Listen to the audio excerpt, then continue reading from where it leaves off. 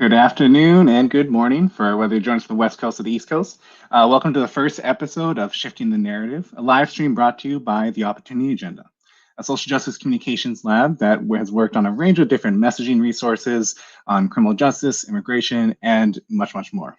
Now, you're joining us now because on Monday, the Opportunity Agenda published a 114-page report. Just to give you a sense of how big that report is, this is how big it is. I mean, it's a small report, but the point is that we published a report that explores the elements of narrative as it relates to 6 different case studies: death penalty, war and poverty, Blackfish, affects the sexual violence as it relates to the Me Too movement, gun politics, and racial profiling. Now, I know 114 pages is a lot, so in order to help make this a little more comprehensive and a little more digestible, we're going to be releasing a lot of more different aspects of this report in different forms. So to get this thing started, we're having a 4-part series in which we're going to delve into some specific aspects related to the report. Today, you're joining us for the live stream episode on how narrative works and why it matters. The first episode is going to give you a 50,000-foot view of the report, along with a preview of how a narrative shift plays in pop culture. In the following 3 episodes, we're going to parse out those recommendations so we can dig even deeper into specifics as it relates to dismantling counter narratives and establishing your own frame to tell an affirmative story. Of course, I have to add to the footnote, well, one of many footnotes because there's a lot of footnotes in this report, but I have to add the footnote that the Opportunity Agenda is focused on shifting the narrative more broadly. And because of that, each episode we will bring in partners who are working on the ground to address narrative shift on a range of different issues. And we want to make sure we provide a space so you can get into the weeds about what the specific policy battles are and what those messaging battles look like. So, of course, we will be talking about narrative more broadly, but we really want to make a space as well for the experts on the ground who are doing the work to actually tell you about what that means.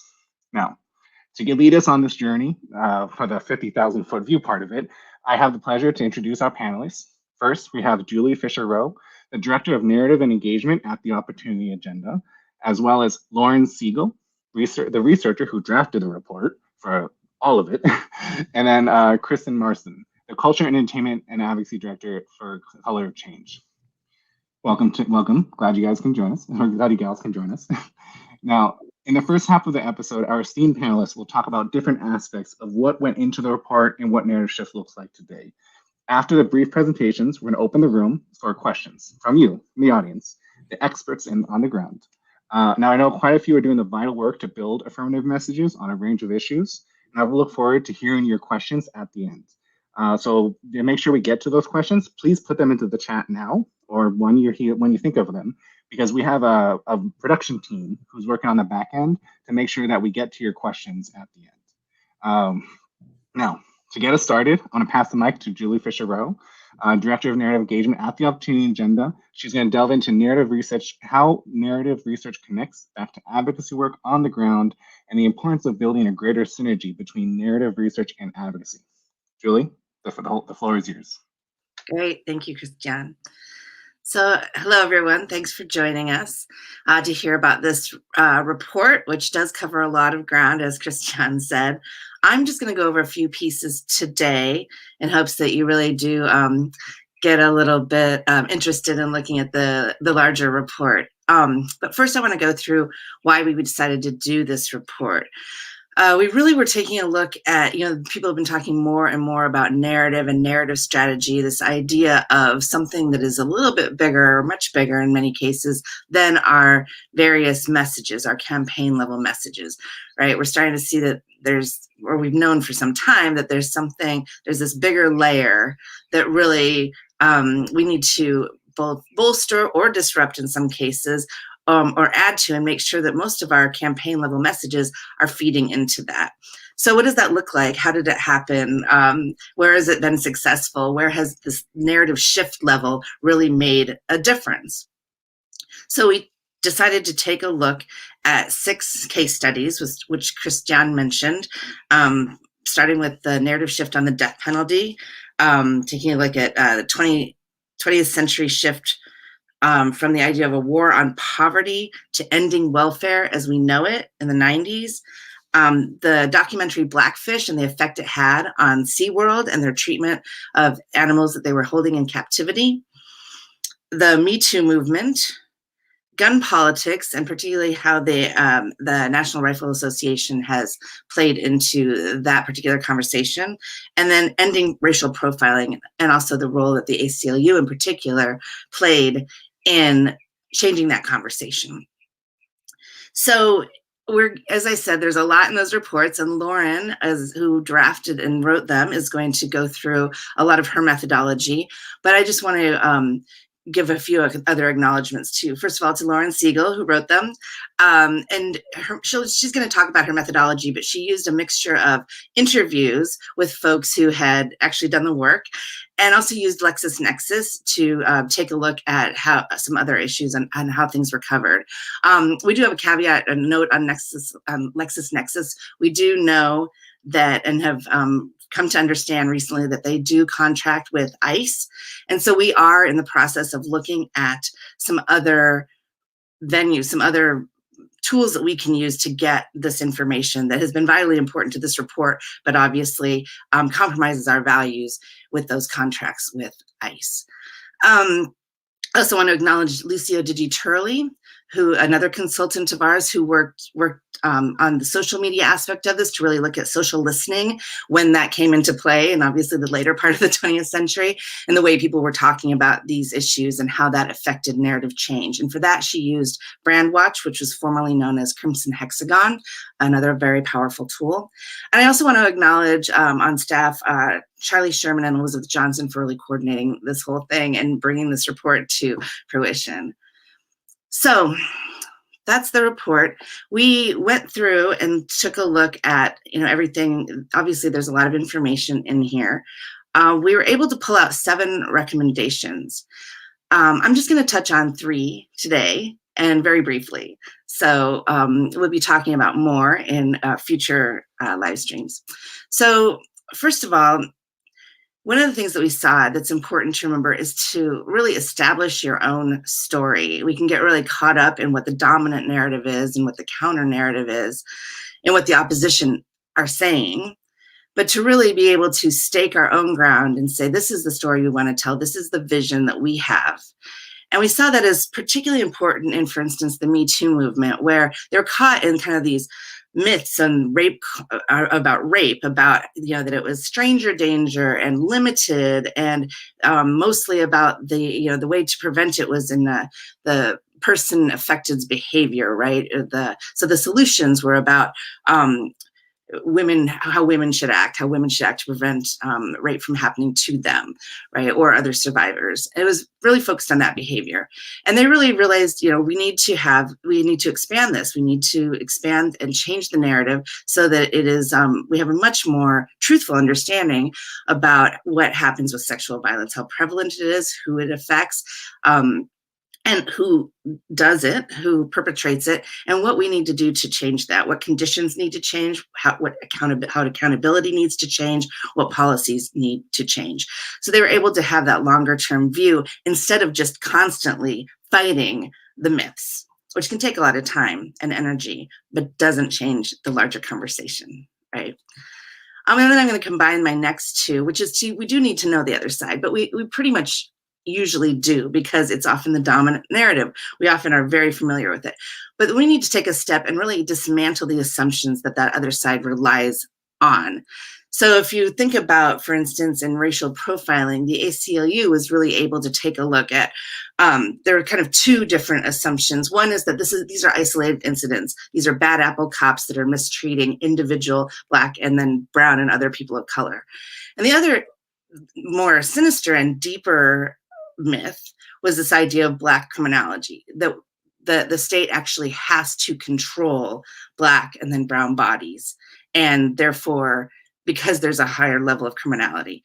So by really bringing the curtain back and saying, this is what these folks are relying on you to believe in order to support this, people could think about their own assumptions and really think, is that really where I want to place myself in this argument? Or do I want to start looking at this about something where I don't want that to be happening? I need to be wanting to hold departments accountable and move the accountability to a larger societal problem that we all have a responsibility to address, not just the bad apple cop, not just the police captain who disciplines her or him, right?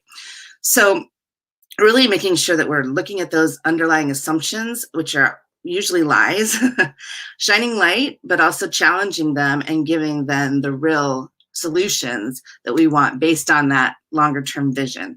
So that's just the first kind of bit of recommendations at a very high level that we drew from the report and taking a look at these 6 very different in both scale and timeline case studies that Loren's going to go a little bit more into in terms of how she came up with the information and how she put this all together. Thank you, Julie. That's a lot to go through, and I really appreciate you laying it out so clearly, particularly the part about emphasizing the fact that these recommendations that we put together are very much connected to campaigns on the ground that are happening right now. In fact, like just as another plug, then the coming episodes, we're going to dig a lot deeper on those recommendations that she hinted about. But for now, we're going to give you a lot more of the report. So I'm really excited to bring now Loren Siegel. She's the one who's been spending a lot of time talking to the advocates, doing the interviews to compile this very extensive report, which thank you again for doing it. Loren, the floor is yours. Okay, well, thanks to the Opportunity Agenda for giving me the opportunity to dig into these case studies. You know, over the years, I've done a number of public discourse studies for the Opportunity Agenda, which involved looking at media coverage and public opinion surveys on topics that included immigration and reproductive justice, criminal justice. But this was my first foray into developing case studies that also explored the role advocacy played in shaping and shifting the public discourse. So I've been asked to describe my methodology. These 6 case studies were written over the course of about a year, and my process was really pretty organic. Basically involved 2 phases. The first was gathering data, and then the second was plotting the narrative shift. Plotting the narrative shift, I found, requires a lot of research, lots of books, academic and government studies, reports by advocacy organizations, of course, journalism, and expert interviews. So my mantra became go deep and more is better. Before doing the interviews or putting anything on paper, I really tried to learn as much as I could about the subject matter. In a couple of cases, I knew quite a bit from my own experience. During my 20 years at the ACLU, which was from 1981 to 2001, I was very involved in anti-death penalty and anti-racial profiling advocacy, so I knew the history and I knew who the players were. And as someone who came of age during the 1960s, I was all too familiar with the conservative backlash against the war on poverty. But in other instances, my knowledge was more superficial, so I had to do a lot of research. And here I just want to plug academic research, because there's a lot of really, really smart academics out there whose work can be helpful to those of us in the field of advocacy.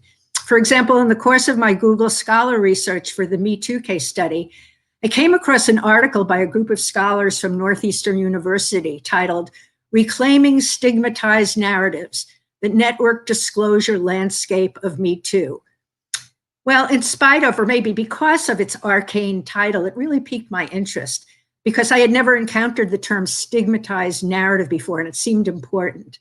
And it made sense in the context of the Me Too phenomenon. I actually subsequently interviewed one of the authors, Professor Brooke Foucault-Wells, who was very willing to share her time and expertise. So as you read through these case studies, as I hope you will, you'll see other examples of scholarly work. Of course, the role of popular media in framing issues really can't be overstated. And there are instances when a single graphic or article in the mainstream media can either reify the existing dominant narrative or contribute significantly to a shift. So coverage of poverty and low-income communities through the 1980s emphasized the problems of the so-called underclass, as you can see from these little pictures, and the so-called dysfunctional Black family. And these kinds of articles were absolutely critical to the conservative backlash against the war on poverty, and also the passage of the Welfare Reform Bill in 1996. Another example is in the fall of 1992, 60 Minutes aired a feature story about Brian Stevenson's efforts to free Walter McMillan from Alabama's death row, and really illuminated the role of racism in the railroading of an innocent Black man in the Deep South, and had a profound effect on the debate over capital punishment. The Blackfish case study, of course, reveals the immense power a well-distributed documentary film can have in shifting the narrative. So armed with this research and also with a list of historical benchmarks that I created for each case study, showing the key events and policy developments that presaged or led to narrative shift over time, I prepared for the interview process. And we were looking for people who played a leading role in the shift we were examining, or who had studied or written about the issue. And we initially thought we could create an interview protocol that would work for everyone, but I learned very quickly that every interview had to be individually tailored to get the most useful responses. And obviously it was important to be familiar with each person's work before the interview took place. And since I wasn't looking for top of the head responses, I sent questions around to each expert ahead of time so they had some familiarity with our research goals. Now it was time to plot the narrative shift. And I found it useful to think about this by dividing it into 3 questions: what, how, and when. So the what was the dominant narrative that got shifted, and what did it get shifted to? For example, in the area of gun safety, the before was the NRA is the most powerful lobby in America. Any politician crossing it or not doing its bidding will lose re-election. And the intensity of the NRA's members and followers are not matched by supporters of what was then called gun control. Afterwards, the new narrative is the NRA has been weakened by internecine conflict and charges of corruption. Politicians who support gun safety laws and policies can and do win re-election, and the grassroots gun safety movement's intensity is as strong as that of the gun rights movement. And so I created these before and after sort of little graphs for each one. It was very helpful in terms of kind of framing what the what was. As to how did advocates, activists, and survivors shift the narrative? What were their strategy and tactics, and what kinds of tools did they employ? Well, in the case of the shift from the war on poverty to ending welfare as we know it, which was, by the way, the only case study that went in an anti-social justice direction, the conservative movement funded and built powerful think tanks like the Heritage Foundation and American Enterprise Institute, and they produced the intellectual capital that was foundational to creating a backlash against the government's anti-poverty efforts. Books like Charles Murray's Losing Ground and Lawrence Mead's Beyond Entitlement were incredibly influential. And then they supported Ronald Reagan for president, and he became a mouthpiece, a powerful mouthpiece for their narrative. In the case of gun safety, new slide, a powerful grassroots movement was led by mothers, or is being led by mothers, under the banner of Moms Demand Action. And they've staged mass protests, petition drives, they've showed up in state capitals during legislative debates, and developed a very strong social media presence. And through these actions, they have chipped away at the conventional wisdom that the NRA is unbeatable. In the case of the ACLU's Driving While Black campaign, the organization produced dramatic data showing extreme racial disparities in highway stops through the filing of lawsuits, and used its network of state affiliates to publicize the data, collect personal stories, and draft protective legislation. The final question was when, to get a sense of the shift over time. And I looked at 3 sources in order to get that sense: media coverage over time, public opinion surveys over time, and where available, in the more recent cases, social media. And the main takeaway from that was that the timelines for these shifts were very variable. It took the abolition movement 40 plus years to move the needle on the death penalty. But it took Me Too and Blackfish a matter of months to generate really serious narrative shift. So I'm going to leave you with that. I hope I've stayed within my 7 minutes. And I really hope that you'll read the case studies, and I genuinely look forward to any comments or questions you may have. Thank you very much. Yes, no, thank you. And just to reiterate, this a lot of information here. Loren condensed that into a 7-minute soundbite. So I'd highly recommend there's some reports that she's referenced that you can see in more detail. But if you have any questions for Loren, remember to add that question into the comments so we can get to it right after Kristen. But now we're transitioning over. So to see a more contemporary example of what shifting the narrative looks like, we're talking with Kristen Marston. She's going to tell us a little bit more about what narrative shift looks like in Hollywood.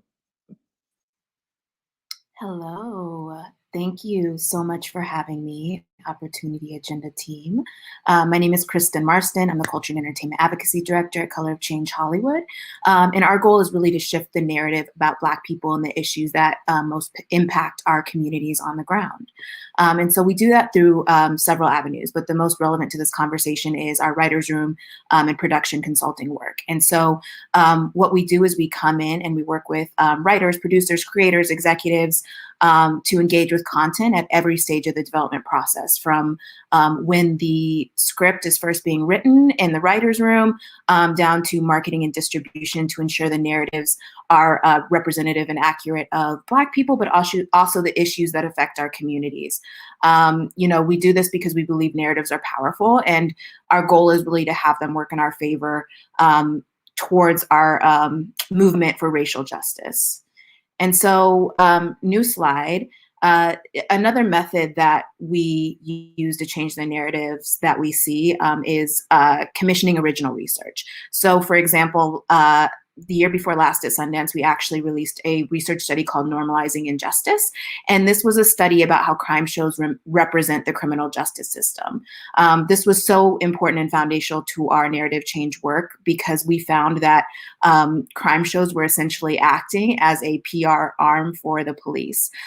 They were rendering racism invisible. They were promoting illegal and unethical and immoral behaviors by criminal justice professionals as justifiable.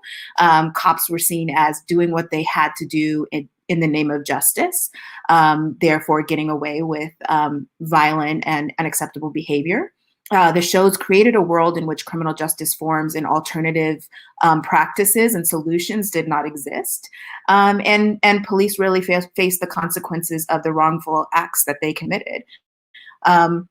So as you can imagine, what we see happening, in the real world right now, the impacts of not seeing the reality of what's happening to Black people and Black communities on the ground. If crime shows are not recognizing criminal justice practices as unjust or specifying their harm, then people start to believe that and emulate that in real life. So this is important. Tens of millions of Americans have their perspective on criminal justice shaped through crime TV shows. And this really perpetuates the misperceptions and unconscious bias that will stand and ultimately will stand in the way of much needed reform efforts. And so, the last thing I'll say about this is that it's also very important because we found that these narratives actually led viewers to believe that crime is going up when in many cases it's actually going down. It made them believe that the things that police and prosecutors do are always helpful when we know that they're often deeply harmful. And not surprisingly, that Black and brown people are inherently dangerous. And that police and prosecutors should have more authority when actually we know oftentimes they already have too much and it's already too great and abusive and corrupt. We have worked with several shows to shift the narratives with these findings. And so last year we worked with over 25 major crime shows, one of them being ABC's The Rookie that aired in January, where they incorporated this feedback into every episode. And so reimagining the way that we talk about policing and convey the realities of what is happening with our communities on the ground. The next thing I'd like to share with you is a little bit about our Change Hollywood initiative, which is an initiative that we launched actually in response to the uprisings last summer with Michael B. Jordan and his team. The initiative really was a response to the call to action. Many people in the industry, the entertainment industry, were saying all these things need to change. There are all these problems. Black people and people of color are still not being treated well, although your companies are making these statements saying you're standing with Black people within the industry and Black creators, but we're not actually seeing that tangibly happening. And so we created this roadmap to answer the call to action with infrastructure that will create concrete and measurable solutions towards racial justice within the entertainment industry. And so the goal of the roadmap is really to work with creators to invest in anti-racist content, invest in Black talent and careers, and reinvest police funds to support Black communities. Most relevant to this conversation is the piece of working with creators to invest in Black stories. This is really important because the earlier that we're able to get into a TV and film project, the better we can infuse storylines that reflect the narratives that we want to see 5 years or 10 years down the road. The easier that we can convey the urgency of some of the things that we're seeing in the media. So part of my job is to take the things that we're seeing on the ground, as I mentioned, or in the news, and working with creators to actually counter those things. So for example, if a kid is getting the police called on them for selling lemonade stand, and we're continuously seeing these things happen, or mowing the lawn, Black children being criminalized at early ages, and if we know statistically Black kids are seen as older than they are, we can work with creators to counter those narratives and do things that could be as simple as putting laughing Black children in the background to actually creating humanized narratives of Black children on the ground. And so I will wrap it up there, but thank you very much. Thank you, Kristen. Now, there's a lot, obviously the Change Hollywood campaign, if you get a chance to check it out, I highly recommend it. There's a lot of really good resources, whether you're a creator or just interested in seeing what is going behind the shows that you like to watch. Now, we're opening the room up for questions. So I also would like to plug real quick, like obviously what you've heard here are just like short snippets of what is in this report. As I mentioned, this is a big report, and I'm sorry, I'm the communications guy. So obviously I see 114 pages, and I think that's a lot, but at the same time, that's a testament to just how in-depth this report is. And we're now working on the next stage where we're going to be introducing different ways that you can digest these materials. The introduction, only 7 pages. You could literally read it in like, as we're watching this, as you're prepping your question. So I recommend going in there, download the recommendation from at opportunityagenda.org. You can download the introduction section, 7 pages, and then you can go in on the specific chapters. So if you look at the bottom right there, you'll see the bit.ly where you can find the report. And of course, this conversation is not stopping here. So make sure that you put your questions in the chat. Any questions we can't get to right here, our team will get back to you with a more detailed response at a later time. But of course, let's get this thing started with the open questions. So now, the first thing I want to get into is Loren, you kind of hinted a bit about the when section. Like I said, she has a lot more that we could get into, but right now I want to dig a little deeper on the when of when were the moments or when were the periods of time when you felt that there was the most significant shifts in the narrative that you feel that our audience could learn from? Well, I'd like to focus on the Driving While Black racial profiling report, because it was so interesting in terms of the when. The ACLU began its Driving While Black campaign in 1999, and it had a ferocious beginning in the sense that a lot of resources were put into it. And very rapidly, within the course of several years, racial profiling and Driving While Black went from being not even in the American lexicon, or the African Americans had been talking about Driving While Black for centuries, but for most of the American population, it was kind of an unknown concept, and it very, very quickly rose to the top. Hundreds and hundreds of editorials and newspaper reports and television programs were devoted to it. So much so that by the time George Bush and Al Gore were running for election, they both swore that they would end racial profiling. And that was in, going 1999 into 2000, 2001. And then 9/11 happened. And it really put the kibosh on the ACLU's campaign, Very quickly, we had to shift into issues of ethnic profiling. That then went on into the immigration debate that was going on in Congress, and the focus on ethnic profiling of people who were assumed to be illegal aliens, et cetera, et cetera. And by about 2011, the Leadership Conference on Civil and Human Rights was already putting out a white paper bemoaning the fact that the narrative or the consensus on racial profiling being evil had kind of fallen apart, and we needed to bring it back again. And a few years later, when Trayvon Martin was murdered, that was then seen again as a racial profiling incident, and racial profiling came back. And so I guess what I want to say about the when is it can be very complicated.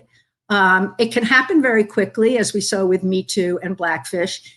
It can happen over decades, as we see with the death penalty, where the abolition movement had to struggle for many decades with relatively minuscule resources to get that changed. And then in the case of racial profiling, it can stop and start again. So that's my answer. Thank you. Now, this next question actually is coming from Elizabeth Coleman. I'm going to call on Julie, and then, of course, Loren, you can jump in as well, because this is related to, do you see this developing into a tool? And specifically referencing the who, what, when. But I know Julie's also been working on something, so Julie and then Loren. Yeah, so we are developing tools out of this. What we're hoping to develop is, with this and some other research that we're doing, is more of a family of tools around narrative change, around some of the issues that we work most specifically on, but also more broadly, that the learnings will definitely help to inform. So the timeline on that is probably a little bit later down into the year, but yes, please do keep yourself posted, because we will be having some tools. Loren, do you have something to add to that? The question is, will tools be created? Yeah. Well, I guess as the researcher, I would just urge those of you who are advocates of social justice to, really think along the lines of narrative change and understanding the dynamics and how they happen. And I hope that the reports can give you some really good, tips on how to see things in the long term in that fashion. And of course, I'd like to make a pitch for the Opportunity Agenda as the communications laboratory that we do have, which I have been working with actually since its inception. And it is the place to go for these kinds of tools. Yes, and I also would plug, like I said, we have a couple other resources that will be coming out throughout in the months to come. So like I said, this is the initial launch, but some of the stuff I will just say we're really excited about, particularly in the fall. So just stay tuned. If you haven't already signed up for this event, we'll be sending more emails with the tools, with more ways that we're breaking down this report, because as we mentioned, there's a lot here. And then also segueing into a question from Shelly Spiegel Coleman. She wanted to know if there's some thought about providing some assistance for technical assistance for groups trying to change narrative. Julie, do you want to take that? And then Kristen or Loren, if you want to jump in as well. Sure. Yeah, we have a lot of, so we work with a lot of groups around the country. Some of you are probably on the call, and we do have a number of different resources based on the projects that we're working on. We do trainings, we produce the tools, like I said, we do original research. So when we do work with groups, we're able to provide all of that. And that usually just depends on, what our particular projects are and what we're really focusing on at the time. But we do have all of that, and any of it that is open source, which the vast majority of our products is available on our website. So even if we aren't working one-on-one with you, we have all of the things that we've learned from doing that are on our website in the form of our tools and research products. Yeah, and also plug like this obviously is an issue area. Narrative shift is what a lot of what the opportunity agenda does. It's also a lot of what Color of Change does. Like a lot, we work in the space collaboratively to try to identify ways of helping others to shift the narrative in meaningful ways. And so actually, I want to kind of use that as also a segue to think about from a question from Natalie in terms of what would you say was the biggest factor or factors related to Me Too becoming so widespread? I'm kind of curious, Kristen, if you had any thoughts about that, and then if Loren wanted to also jump in after. Yeah, absolutely. I will say I think Me Too was just it was a time where the conversation had become so big because we had started seeing these public figures be ousted for their behavior.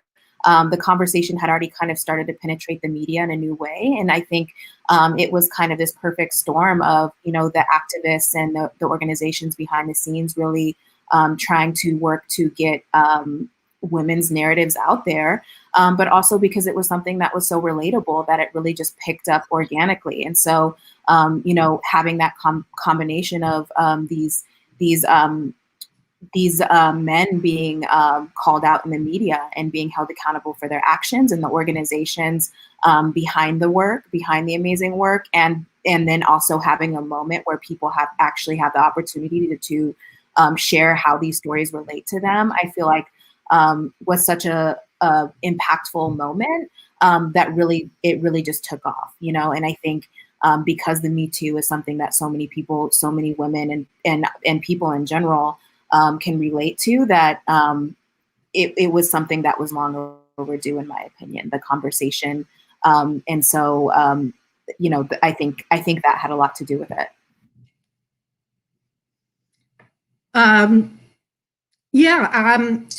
So in the report, one of the things I go into is the anti-rape movement from the 1970s. I sort of trace the history. This is an issue. The issue of sexual violence has been kicking around for forever. And what's always happened until Me Too is there are these sort of bursts of energy and scandal and activity, and then it kind of fades back until the next scandal happens. And I think what happened with Me Too, in addition, of course, to social media being such an important factor, is you had a confluence of the celebrities and also a Black women-led movement that had already existed. Tarana Brooks' work was already there. And so when those two things came together, it was very, very powerful, so much so that we now have a survivor's agenda, that's being discussed and formed. And I'm really hopeful that this is the one time where the issue of sexual violence isn't going to just sort of fade back into the background again. That because of this tremendous energy and the diversity in the movement, we're going to see some real behavioral change and cultural change in this country.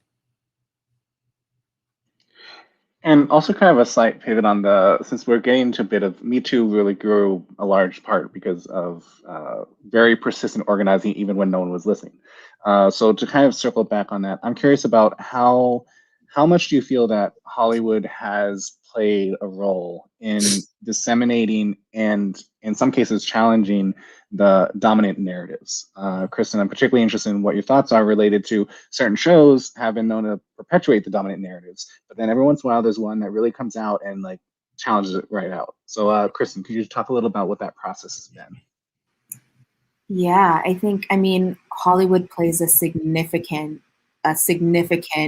role in shifting the narrative in almost every way, right? And we know that narratives are infused to every type of media, so we're constantly taking them in from our advertising, our news media, but entertainment media is so unique because people are going to it for specifically for entertainment, right? And a lot of the shows that I have worked with, I think we're like in this moment where creators are really realizing that they have the power to create significant cultural change, right?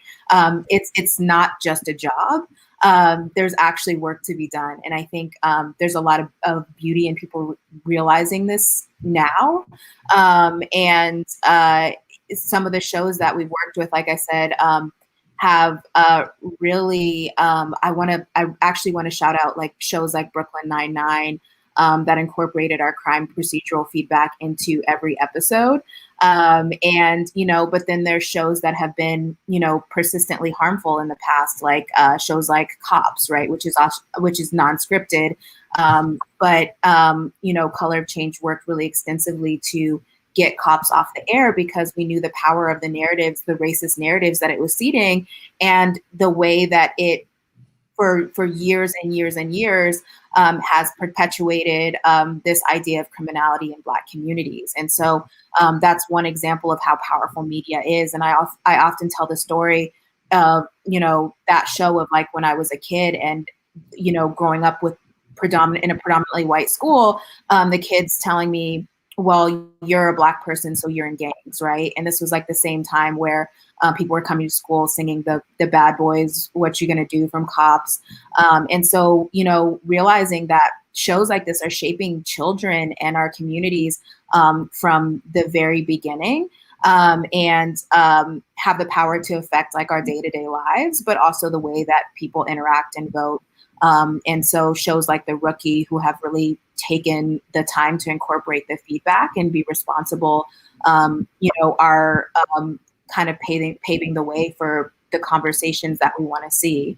And so, you know, I think there's still a lot of work to be done, but a lot of work is in progress.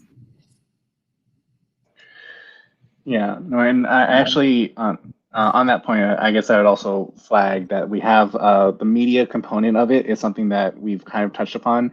Like I said, future materials, we're going to delve into that a lot more.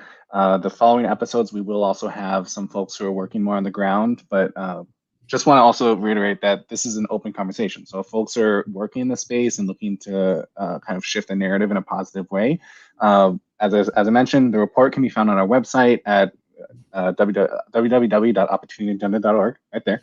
And then feel free to download the report, incorporate the recommendations, and really think about what is the long-term impact? What is the big story, as Julie often says. So we have another question that's very timely. Thank you, Alfred Ramirez, for raising this question. The question is, has George Floyd and the recent Minnesota shooting accelerated or risen specific aspects of the report to the top? It's kind of open. I want to see what y'all think about, because obviously this is an ongoing issue right now, and it speaks very much to shifting narratives. And we're seeing it. We're living through narrative shifts.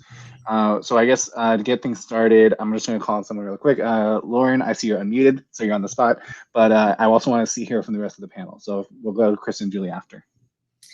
Well, what this question brings to mind for me is how these incidents, of course, continue to strengthen the new narrative that is gaining ground in this country. Years ago, pollsters started asking the question, do you think that Black people and white people are treated equally by the police, or are they treated differently?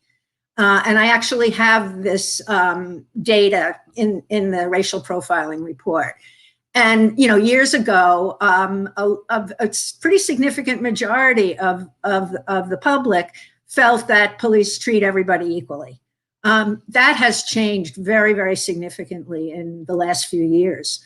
And so I think that, you know, as these tragic events happen, and I wish they would stop, they are, you know, giving us more opportunity to drive home our belief, you know, that narrative change must happen and must be followed, of course, by behavioral and policy change.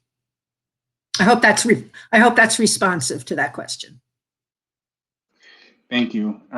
Kristen, Julie, do you want to add something in there? Yeah, I can just add that, you know, I think when the uprisings happened last summer, we got a lot of outreach regarding our Normalizing Injustice report and people realizing how applicable the findings were to real life, and really starting to understand the urgency, which has always existed for Black Americans in this country. But you know, realizing in response to George Floyd and also all the other you know, incidents that happen, that, you know, there's a significant responsibility to tell these stories. And so I think one of the biggest, you know, conversations that we've had is just the baseline with crime shows. And that's really kind of been hit them hard, is that you all are rendering racism invisible on your show. And that's just simply not the reality for Black and brown communities in this country. It's just simply not. And so by doing that, you're doing a disservice, because, you know, when, you know, people are trying to talk about their experiences and the collective trauma that our communities are experiencing in weeks like this week, you know, people then don't believe that our experiences are real, because they are believing what they're seeing on crime TV. And so for us, you know, the biggest piece was, you know, baseline, like, have conversations on your shows about the systems and structures that exist in this country that allow these things to happen in the first place. And so that has really been elevated for us. Yeah, and I would just add that I think that, you know, this last week's terrible events have been an example, though, of how we can build on narratives that, you know, when you can really have that work already in moment, you know, in the works, if you will. So for instance, the different works about how to redeploy the money that we put towards police towards other things. And are the police really doing you know, is the police role appropriate? That question was immediately addressed during the last the shooting in Minnesota, because we were immediately saying, should we be pulling people over for things like air fresheners or expired registration? Is that really the best use of police time, right? And that question was immediately up there because this work had already been done. And President Obama then was immediately able to say, we should be reimagining you know, police and safety and what that means for our communities. So just being able to build on that work and not see it all as isolated incidents, I think, is a huge takeaway for just narrative work in general. Now we're getting close to time, so I'm gonna get one last audience question, and then I'm gonna give the mic drop question for y'all to close out. But I want to get, this one's actually also very connected. This is from Felisa Gonzalez. You've spoken to the impact of TV and film, as well as books or seminal reports on narrative.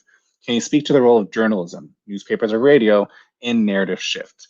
I know that there's some elements related to the death penalty chapter. So Felisa, if you go in, download the death penalty chapter, I highly recommend that one, and the poverty one. There's some really interesting aspects there that they're going to preview in a bit. Yeah, to get the report there. But I also would plug Washington Post has a really good reimagining safety series that has been running for a while. And there's a number of outlets that have also been adopting these kind of reimagining approaches. But of course, I'm going to throw it to Loren first. And then of course, anyone else wants to jump in.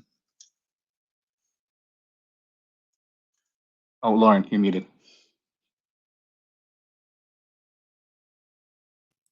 Sorry about that. Journalism has can have a huge impact. I'm thinking about the gun safety report. For many, many years, journalism carried the narrative that the NRA was all powerful. It repeatedly quoted the NRA's own claim that it was the most powerful lobby in Washington. And it reified it. It made people believe it. If you look at, if you were to do a search now of you know, how gun safety is being portrayed in the media, there really has been a shift, and it's clearly having an impact on public opinion. The emphasis now is on the NRA is in disarray, but the emphasis is also on this gun safety movement and all the work that it's doing. So I think that's just one example. Another is in the death penalty context. It was the tremendous spike in coverage of exonerations because of DNA evidence that led to very significant changes in the narrative and even in the number of death penalty, not only sentences, but executions being carried out in this country. So yes, I did not mean to give short shrift to journalism. It's extremely important.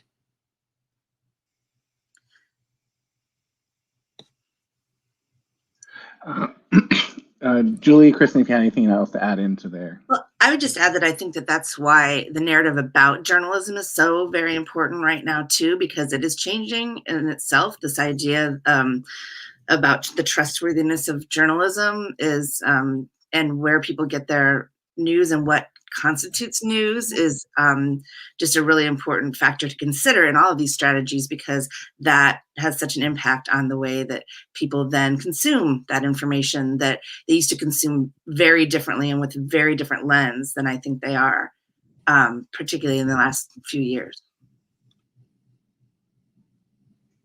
Yeah, and I also, Kristen, you want to jump in? You know, I was just going to add that, you know, I think when I worked at a nonprofit called Define American, also doing narrative shift work, but for immigrants and immigration, our comms team did some amazing work around, you know, working with journalists to take out words like, you know, illegal and replacing them with undocumented. So the campaign was called Words Matter, but I bring that up just because, you know, it's easy to overlook even the small pieces of narrative that we're telling, right? And sometimes it's as simple as a word or a dehumanizing phrase that we're attributing to certain communities, and that then directly impact the way that people vote and the way that legislators feel. Because if you're using dehumanizing language about human beings, people feel like they are not human beings, right? And so was able to directly see how the language that we use in journalistic media impacts the communities on the ground every day in every way. Yeah, and I think also would plug, I know that Immigrant Defense Project, Mother Jones, Marshall Project, each of them have produced as well some guidance about how to use language that's a little more it's AP style, but it's conscious of the damage that could occur by certain words that are used. So I recommend looking beyond the AP style guide, because obviously within media, the AP style guide is the go-to, to think about how can we develop AP style guide language that is also conscious of the folks who we're talking about. So now we're getting to the end, and which of course means that unfortunately there's a bunch of questions in the chat. We are unable to get to all of them right now. However, keep commenting with your questions. We have an amazing production team who's working on the back end. Thank you, Rachel. Thank you, Charlie. Thank you, Elizabeth. They're working on the back end to gather these questions into a separate document. And if you've signed up for this live stream, you're going to get an email with more resources as well as that link to the report right there. So you can actually read the report and also digest it and think about how you can incorporate this tool into your work. And also let us know how you're incorporating it, because honestly, that's something that we work a lot around, is how to work with folks on the ground to develop more impactful messaging and narratives that think about where we're going to be 10, 20, 40 years from now. Remember, this report looks at decades of narrative shift. Now, before we go out, I want to give you all the last word. So one by one, I'm going to Julie, Loren, Kristen. What is a big takeaway, the big takeaway that you want our audience to think about when it comes to shifting the narrative, whether it be the report, whether it be the broad narrative as a whole, like that big story? Julie? Yeah, I would say generally that one of the things that can be most helpful when thinking about how this fits into your day-to-day is to really always consider what that bigger story, what do you want to see the story be? Instead of reacting to what the story is, what do you need the story to be, based on both the needs of the community, but also our values and what we actually want this place to look like, and to consider the kind of those 10-year in the future headlines that you're really moving toward, and to base your strategies on that instead of only reacting to kind of the in the moment. It can all work together in a really powerful way.